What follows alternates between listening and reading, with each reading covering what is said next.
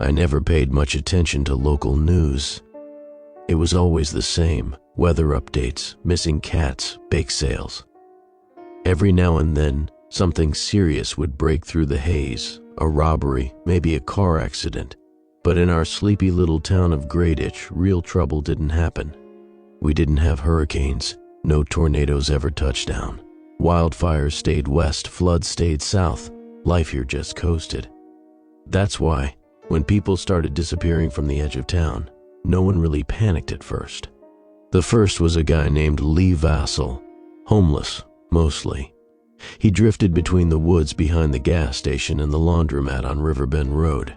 Everyone knew him. Gray hoodie, big beard, talked to himself in rhymes.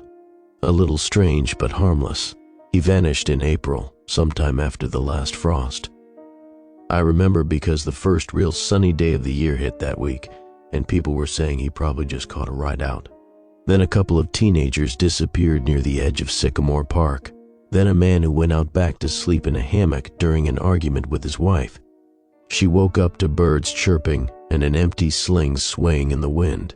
People started noticing then, but it was still whispers. No bodies, no signs of struggle. Just gone.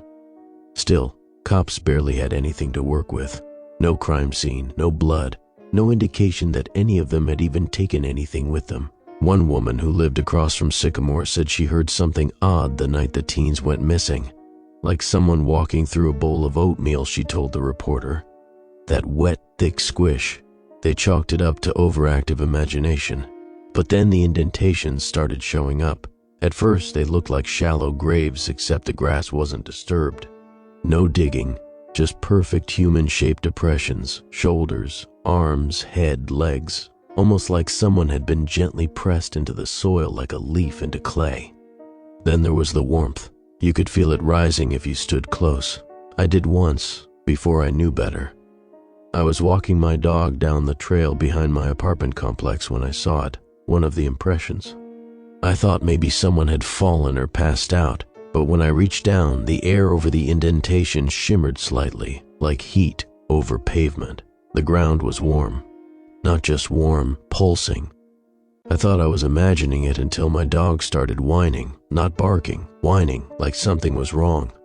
Then she bolted, yanking the leash right out of my hand and racing all the way back home. After that, I stopped going near the trails. That was a mistake, because whatever this thing was, it didn't stay in the woods. I work from home, freelance graphic designer, so I don't get out much. Most days I sit at my desk, tweak layouts for small businesses, send invoices, scroll headlines. That's how I first saw the Reddit post. It was from a user named Mossglass42. A throwaway account, like they'd made it just to post this one thing. Does anyone else's soil feel like it's breathing? It was in a regional thread about Greyditch. Buried in the comments under an unrelated conversation about water pressure. This might sound crazy, but the grass in my backyard feels not right, like it's got a heartbeat, like it knows I'm standing there. One comment, no replies. When I checked again the next day, the post had been deleted, account gone, but the idea stuck in my head like a splinter. That same week, the town announced the closure of 3 parks. No explanation, just ongoing safety concerns. Trails roped off, signs posted. A neighbor told me her husband, who worked for Parks and Rec, said they were trying to trap some kind of burrowing animal. Maybe a badger or a wild dog. She laughed when she said it, like she knew how dumb it sounded. Greyditch doesn't have wild dogs. Still, every day brought more little things. Kids at the elementary school started refusing to play outside. One mother told me her daughter saw a lady made of dirt waving at her from under the playground. Weird fungus began sprouting in neat little rings. Birds stopped nesting in the yard. Then someone leaked the first photo. It made the local Facebook group explode.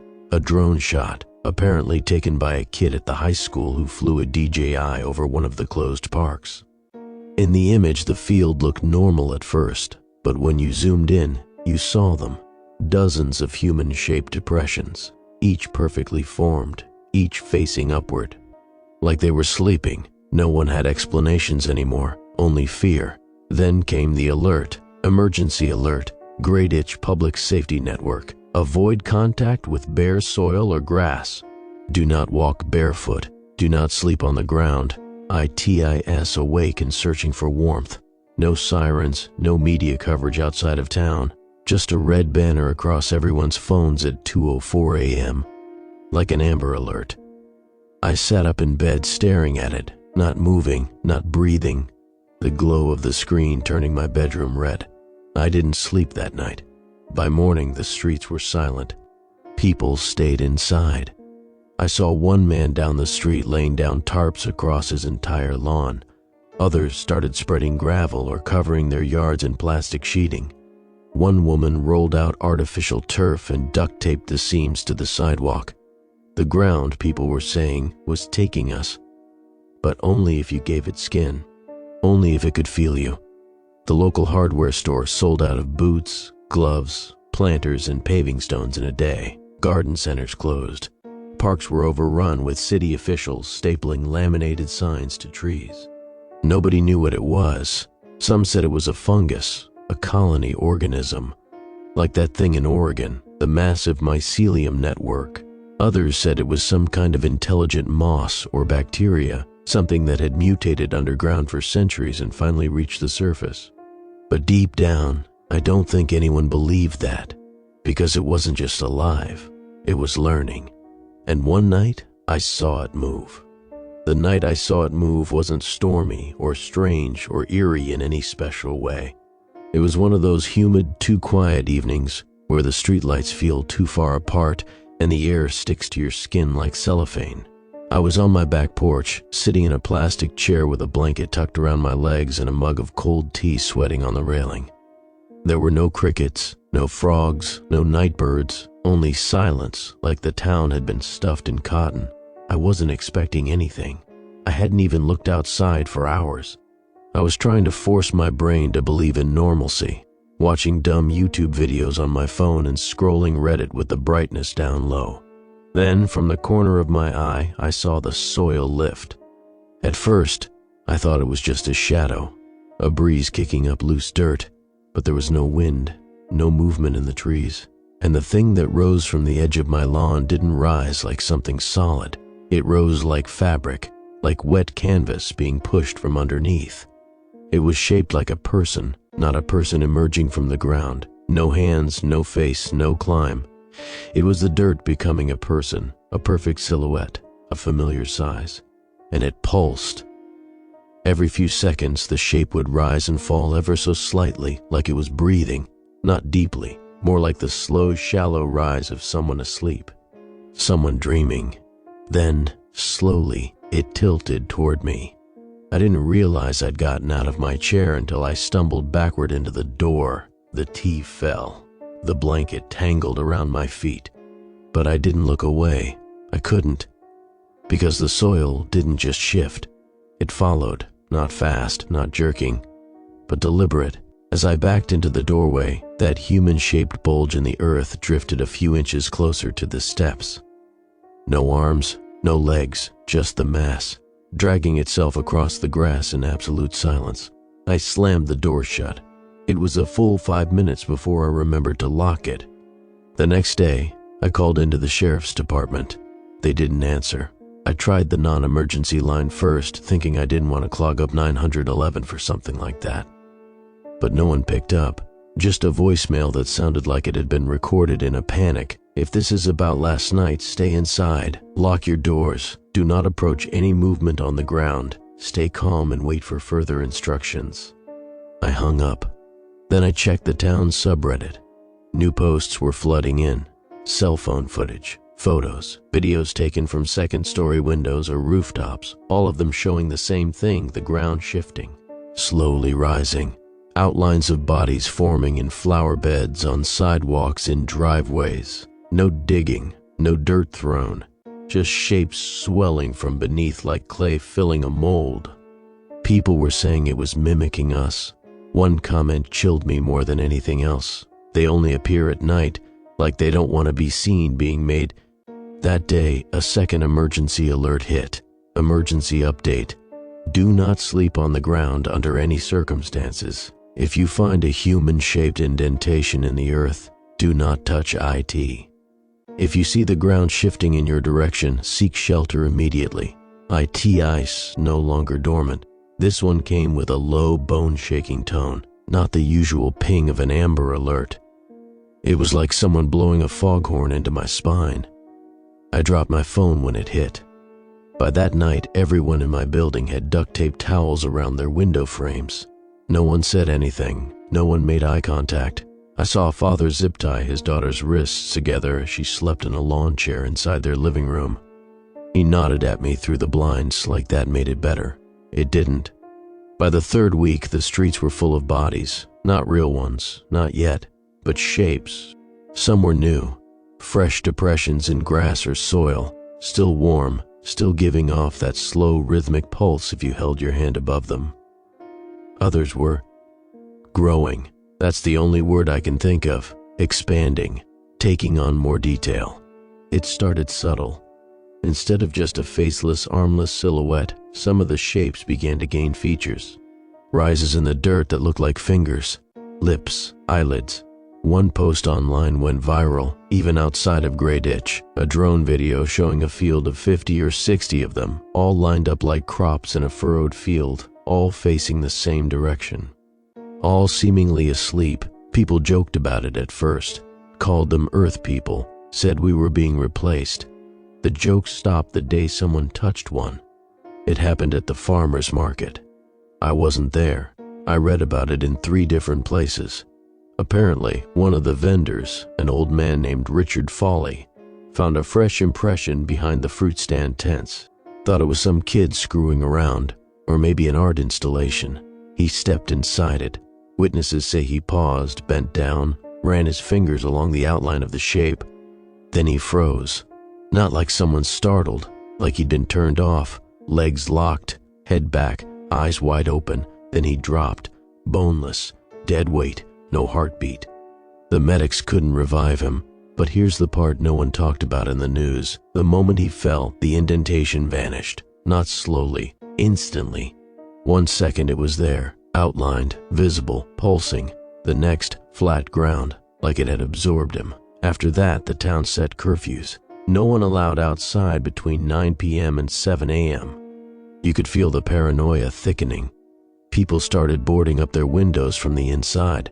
Nobody wanted to see what was coming, not anymore, because the soil wasn't just alive. It was multiplying, and it was learning what we were made of. I didn't sleep that night. Even inside, even with every door locked and every window sealed, I kept hearing it. Not loud, not banging, just shifting, faint, steady friction, like wet burlap sliding over skin. The sound came from the floor, from the walls, from beneath the bathtub. At one point, I pressed my ear against the hardwood near my bedroom and heard a soft, rhythmic thudding, like a heartbeat, distant and muffled by layers of earth and wood. I ripped my ear away and didn't listen again. That morning I saw the first person lose their mind. It was the guy from 3 Billions, Todd.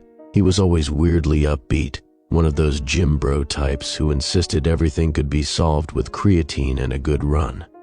But when I opened my door at 7:03 a.m. to take out the trash, I found him already standing in the hall, barefoot, shirtless, coated in sweat. His eyes were red. He looked at me like he hadn't blinked all night. "You know what it wants?" he whispered. I didn't answer, just stared. The trash bag hung in my hand, dripping something that smelled like meat gone sour. "It wants to be us," he said. "Not kill, replace. It wants skin, warmth, sleep. It watches." I backed toward my door. "Todd, you haven't touched the ground yet, have you?" His voice dropped an octave on the last word. "Yet." I shut the door on him mid-sentence. Later that day, I heard from a neighbor that Todd had been found curled in the middle of the parking lot, digging his fingers into the pavement until they cracked. When they tried to pull him away, he bit one of the EMTs and started screaming about returning the skin. They sedated him, took him away. He didn't come back. Around that time, I started keeping a log. I wrote down every alert, every news sighting, every piece of footage or story or headline. I didn't know why. Maybe I thought it would help me survive longer. Maybe I thought I'd find some pattern, some way to stay ahead of whatever was happening. Here's an entry from day 28. Saw a shape across the street, neighbor's yard. Not an imprint this time. It stood up, like a puppet being pulled by strings, had no face, just wet earth where the skin should be. Moved without bending knees. Then it dropped again. Gone. That was the first time I saw one rise completely, fully vertical. The earth shaped like a person with no detail, just a blank form. Stood for about 4 seconds. Then it collapsed, vanished. The grass flattened like someone stomped it down, but when I ran over to look, nothing remained. No dirt, no hole. It was like it had never been there at all. By day 35, people were talking about voices, not from the ground, but from the impressions. Some said if you knelt next to one of the fresh indentations, especially the ones that hadn't settled yet, you could hear something whispering from underneath. Not in English, not in any human language, just sound, wet clicks, breathy vowels, words that wanted to be understood but didn't have the right mouths to form them. A teenager in the apartment below me tried it. Her name was Clara. Sweet kid, quiet, always wore noise-canceling headphones and tie-dye hoodies. I only knew her through passing conversation. But that day, she posted a video to her Instagram. It was only 17 seconds long. She's kneeling next to one of the impressions in the grass behind the dumpster. It's shaped like a child, small frame, curled in a fetal position.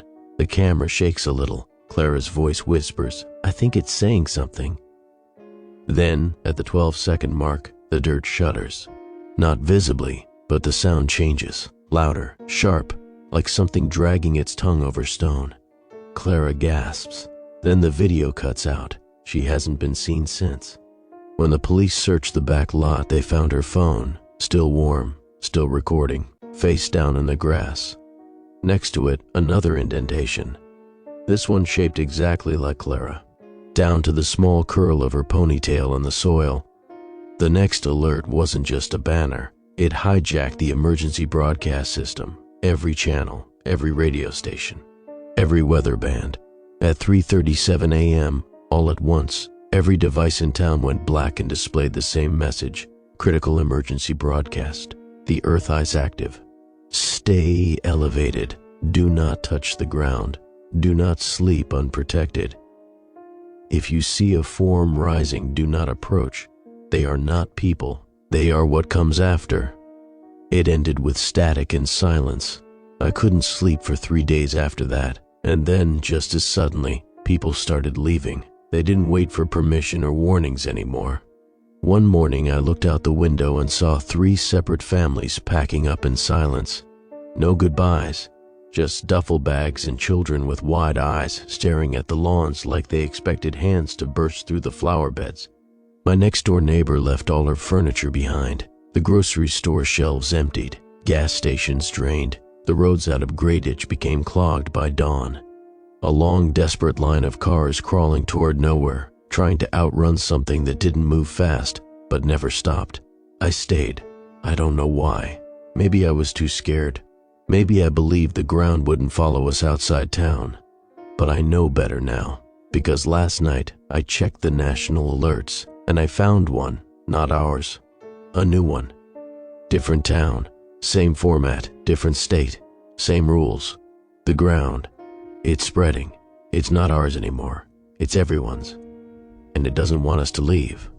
I started sleeping on the kitchen table. It wasn't comfortable. My back ached after 2 hours, my neck locked up before sunrise.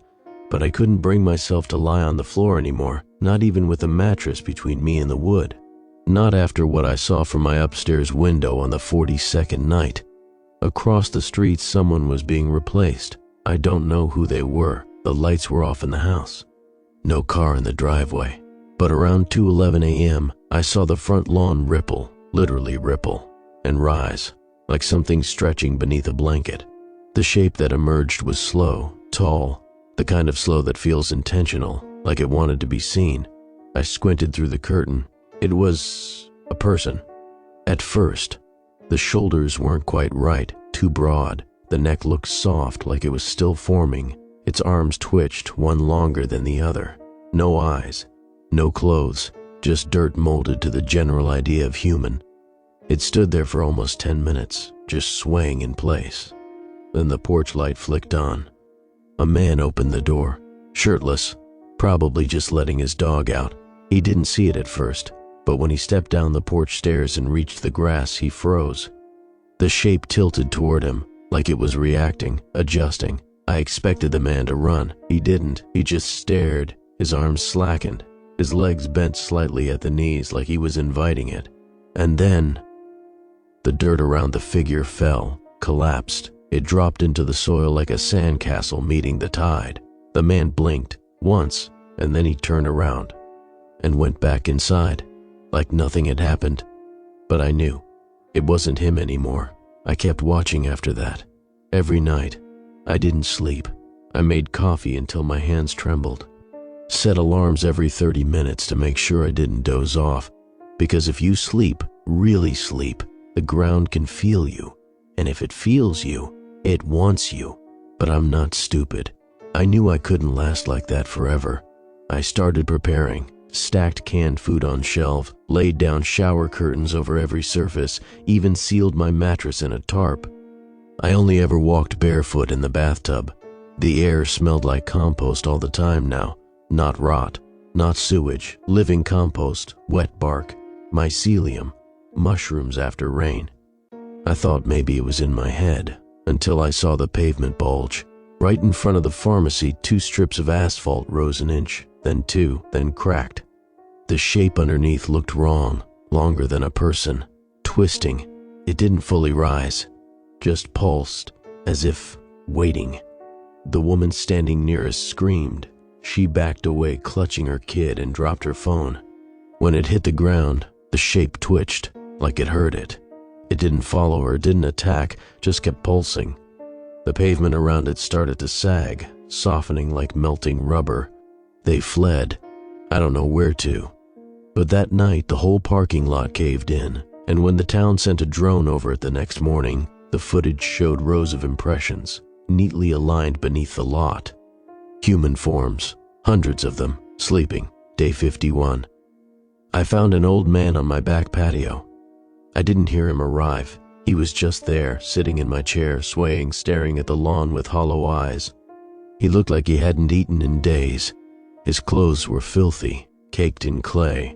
His mouth hung open like he'd been trying to speak for hours but forgot how.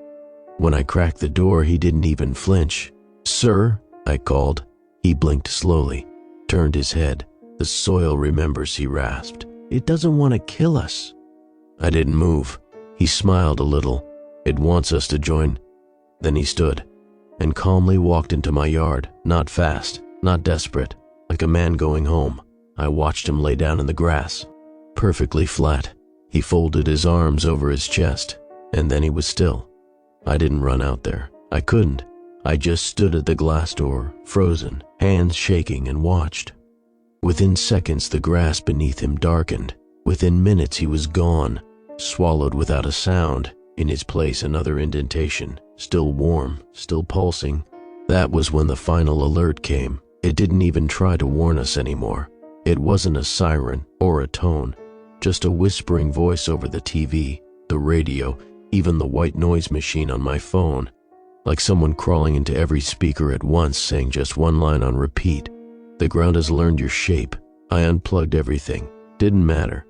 I heard it anyway. That night, the entire town rose. Not in flames, not in panic. In shapes. They were everywhere. Thousands of them. Not just in yards now, but sidewalks, rooftops, cars. Like the soil didn't care about boundaries anymore. Like it had found enough of us to start trying new forms. I saw a woman-shaped thing made entirely of brick dust crawl out of a crumbling wall.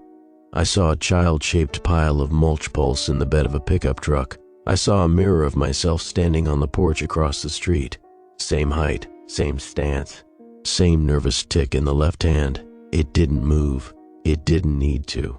I knew it had watched me. The next morning, no one answered their doors. Every house was silent. Blinds drawn. Driveways empty, except for the forms. They stood motionless across every yard, every street, hundreds of them.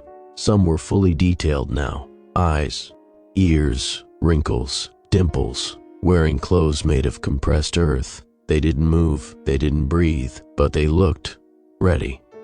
And then they did move. At night. Not fast, but together. They walked in lines, side by side, arms swinging slightly with each synchronized step. I watched from my attic window as an entire block's worth of earthen doubles began to march silently toward downtown. Not erratically, not like zombies, like pilgrims, like they had somewhere to be. That was 3 nights ago. Since then the sky's been darker, the stars look dimmer. The moon flickers, and the ground never stops pulsing, even inside, even on the 2nd floor. I haven't stepped outside in 4 days, but I can feel it. It's under the house now, waiting, listening. And sometimes, just sometimes, I swear I hear something beneath the floorboards. Not movement, not scratching, breathing. I haven't spoken to another person in almost a week. The internet is gone. Cell signal's been dead for 3 days. No alerts, no static, no whispering voice, just silence. Not even birds anymore. I haven't seen a single squirrel. Not one raccoon. Even the insects are gone.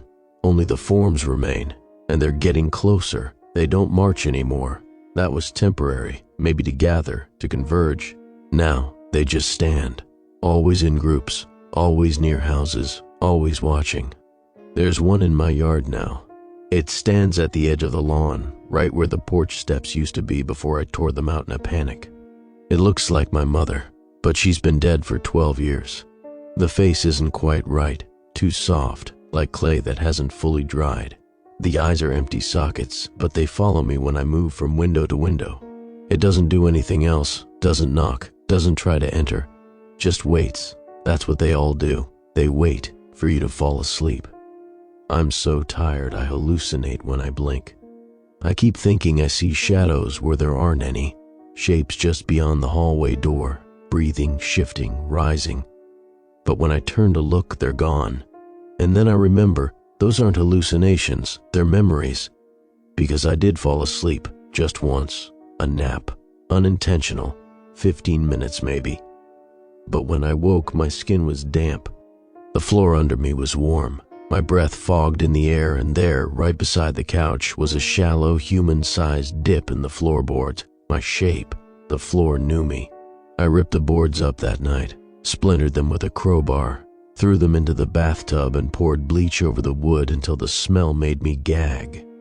The pulsing stopped. For a while, I think the town's gone.